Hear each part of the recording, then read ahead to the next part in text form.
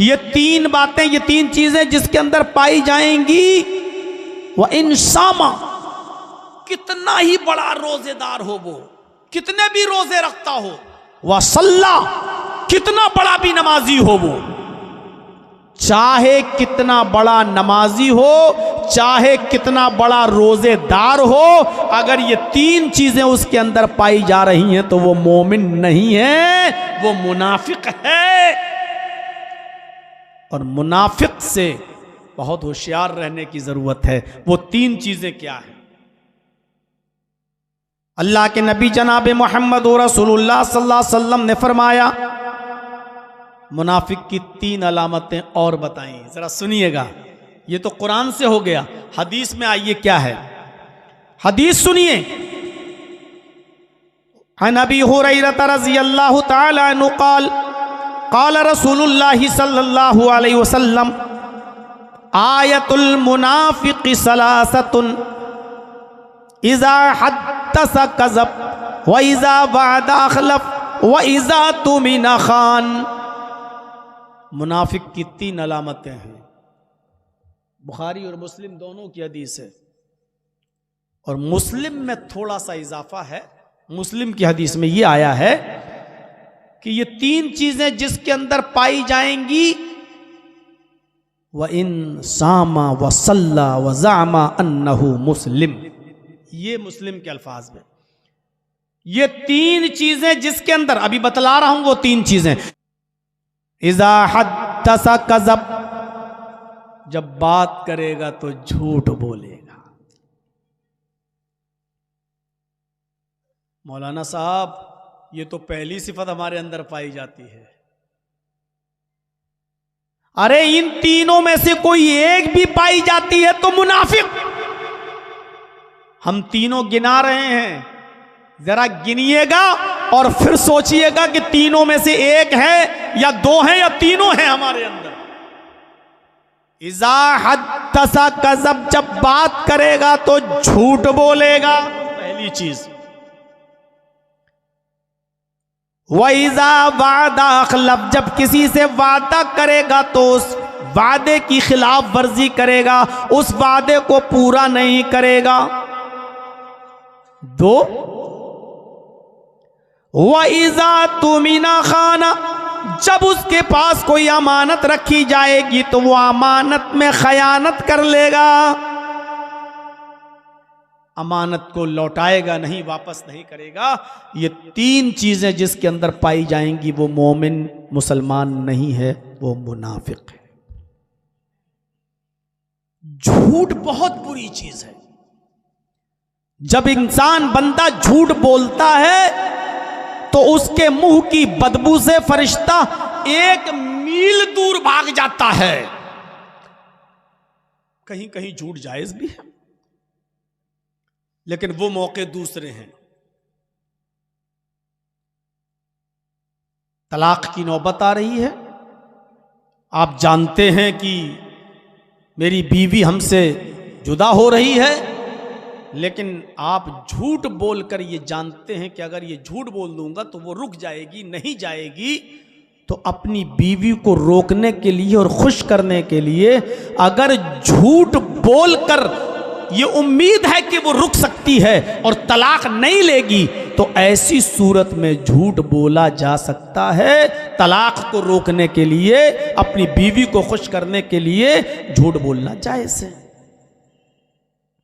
इसी तरीके से दो भाई लड़ गए आपस में, सगे भाई नहीं, दो मुसलमान आपस में लड़ गए, जानी दुश्मनी, वो इसको नहीं देखना चाहता, वो इसको नहीं देखना चाहता, दोनों एक दूसरे के कट्टर दुश्मन। लेकिन जर्जीत साहब चाहते हैं कि वो दोनों एक हो जाएं। जर्जीत साहब के पास ऐसा कोई रास्ता नहीं है। समझा समझा के थक गए लोग, लेकिन वो दोनों एक नहीं हुए, वो दोनों एक नहीं हुए, मानते ही नहीं। लेकिन जर्जीत साहब ने सोचा कि अगर इन दोनों के सामने झूठ बोला जाए तो इस झूठ से ये दोनों मिल सकते हैं। अगर उम्मीद है कि यहां इन दोनों से झूठ बोलकर अगर इन दोनों को मिलाया जा सकता है और वो दोनों मिल सकते हैं, तो उन दोनों को मिलाने के लिए, उन दोनों को एक करने के लिए झूठ बोलना जायज है। कितना बड़ा भी झूठ बोल सकते हो उन दोनों को एक करने के लिए। इसी तरीके से बीवी को खुश करने के लिए, ताकि तलाक न ले, जुदाई न हो। ये सबसे बदतरीन काम है। शैतान सबसे ज्यादा खुश होता है किसी का रोजा छुड़वा देना, किसी की नमाज छुड़वा देना। इससे शैतान इतना खुश नहीं होता है, क्योंकि ये तो अल्लाह का, अल्लाह चाहे तो माफ भी कर सकता है। लेकिन सबसे ज्यादा शैतान खुश तब होता है जब वो ये सुनता है कि फलां आदमी ने अपनी बीवी को तलाक दे दी, जुदाई पैदा करा दी, तफरीक करा दी। सबसे ज्यादा खुश होता है शैतान इस बात से। यहां झूठ बोलना जायज। तो मेरे भाइयों, वैसे झूठ बहुत बुरी चीज है, उसकी कबाहत पूछो मत, इतनी बुरी है। इसीलिए माएं अपने बच्चों को सच बोलने की तरबियत किया करती थीं। आपने वो वाकया सुना होगा, अब्दुल कादिर जीलानी बगदादी रहमतुल्लाह अलैह का। आज जिनके नाम पर बहुत सी जगहों पर बिरयानी की डेगें खाई जाती हैं, 11वीं मनाई जाती है। मेरे भाइयों, तसव्वुर करें, ये जब 12 साल के थे और अपने गांव के, मोहल्ले के, शहर के लोगों के साथ निकले, इनको कहीं जाना था तो काफिले के साथ निकले। और जब काफिला बहुत आगे बढ़ गया, एक जंगल से गुजर रहा था, तो डाकुओं ने उस काफिले पर हमला कर दिया और सारा उन काफिले वालों का माल लूट लिया, छीन लिया उनसे। एक छोटा सा बच्चा एक तरफ खड़ा था, अब्दुल कादिर जिलानी। एक डाकू उनके पास आता है और कहता है, हे बच्चे, तेरे पास भी कुछ है? बच्चे ने कहा, हाँ है मेरे पास। कहा क्या है? कहा 40 अशरफियां हैं मेरे पास। कहाँ हैं? उसने कुर्ता खोला पंजाबी और अस्तर फाड़ा और कहा, देखो यहां मेरी मां ने रख दी है। निकाला तो गिना तो 40।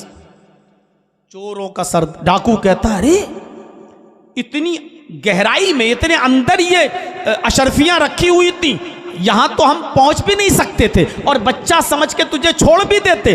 तूने मुझे सच क्यों बता दिया? अब तो ये 40 अशरफियां तुझे नहीं मिलेंगी। तूने सच क्यों बोल दिया? जब ये छिपी हुई थी और कोई तुझसे पूछ भी नहीं रहा था, तो तूने क्यों बता दिया? उस बच्चे ने जो जवाब दिया वो सुनिए। जवाब देता है वो बच्चा कि मेरी मां ने इन 40 अशरफियों को मेरे दामन के अस्तर में सिल दिया था और चलते वक्त मुझसे ये कहा था कि बेटे, हालात चाहे कितने खराब हों, चाहे कितने नागुफ्ताबे हालात हों, चाहे कितने खराब हालात हों, कोई भी पोजीशन हो, किसी भी कंडीशन में, अरे मेरे बेटे तुम झूठ मत बोलना। चलते वक्त मेरी मां ने ये मुझे नसीहत की थी। डाकू पर बड़ा असर पड़ा कि ये बच्चा अपनी मां का कितना कहना मानता है। वो अपने सरदार के पास ले गया। सरदार ने ये पूरी बात सुनी तो चीख पड़ा, या अल्लाह, ये बच्चा अपनी मां की इतनी बात मानता है, इतने नाजुक मोड़ पर और ऐसी बैड कंडीशन में भी झूठ नहीं बोला।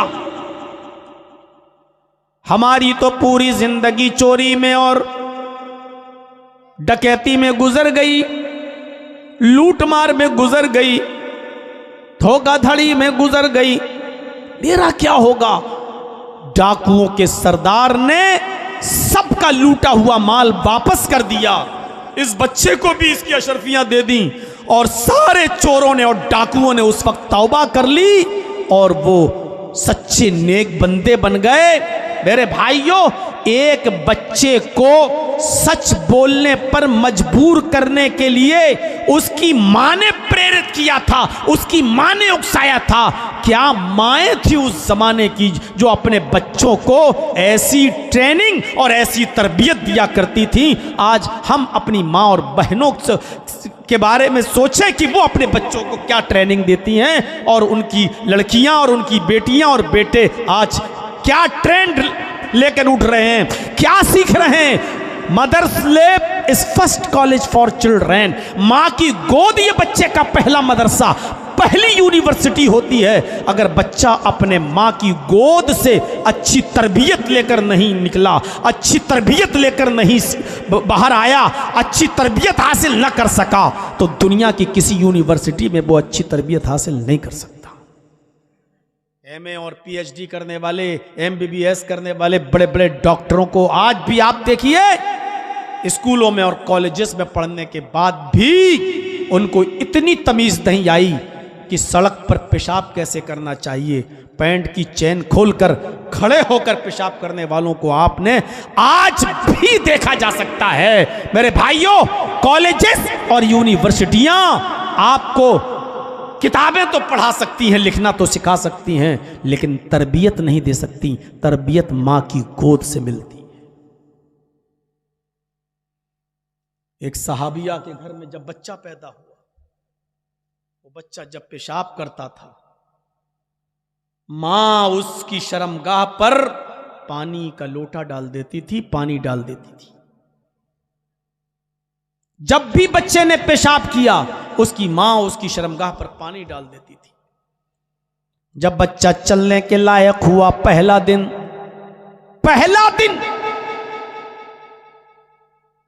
उसको पेशाब की जरूरत पेश आई। वो नाली के किनारे पेशाब करने के लिए जाता है, फिर लौट कर आता है। उसने पानी का एक प्याला देखा, मिट्टी का प्याला उठाया, उसमें पानी भरा और पानी लेकर नाली के करीब जाता है, बैठ जाता और पेशाब करने लगता है। पहला दिन है उसका चलने का। उसको ये नहीं मालूम कि इस्तिंजा कैसे किया जाता है, उसको ये नहीं मालूम कि पानी किस हाथ में पकड़ना चाहिए और शर्मगाह किस हाथ से पकड़ना चाहिए, उसको नहीं मालूम। उसने पेशाब किया और जैसे उसकी मां पानी उसकी शर्मगाह पे डालती थी, उसने ऐसे ही प्याला लिया और अपनी शर्मगाह पे डाल लिया पानी। मां इस मंजर को देख रही है। जब बच्चे ने अपनी शर्मगाह पर पानी डाला तो उस मां की आंखों में आंसू आ गए। नजरें आसमान पे डाल के कहती है, फुस्तो बिरब्बिल काबा, काबे के रब की कसम मैं कामयाब हो गई। अब मैं मर भी जाऊं तो मुझे परवाह नहीं। मैं अपने बच्चे को जो सिखाना चाहती थी मैंने सिखा दिया। मैं अपने बच्चे को जो ट्रेनिंग देना चाहती थी मैंने अपने बच्चे को वो ट्रेनिंग दे दी। मेरा बच्चा जैसा मैं उसको बनाना चाहती थी मैंने अपने बच्चे को वैसा बना दिया। गौर करो मेरे भाइयों, उस जमाने की माएँ अपने बच्चों को नाली के किनारे ले जाकर चैन खोलकर खड़े होकर पेशाब नहीं करवाया करती थी। उस जमाने की माएँ अपने बच्चों के पैदाइश पर भी पेशाब करने पर पानी उनकी शर्मगाह पर डाल देती थी।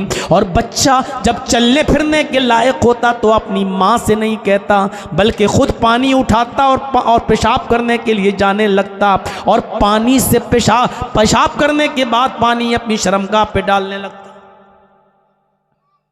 ये ट्रेनिंग दिया करती थी उस जमाने की मां। हम कहां हैं, क्या है? ना तो हम सच बोल रहे हैं, जबकि सच ही इंसान को बचाता है और झूठ इंसान को तबाही और बर्बाद, वक्ती तौर पे फायदा हो सकता है लेकिन झूठ इंसान को तबाही और बर्बादी के दहाने पर ले जाता है।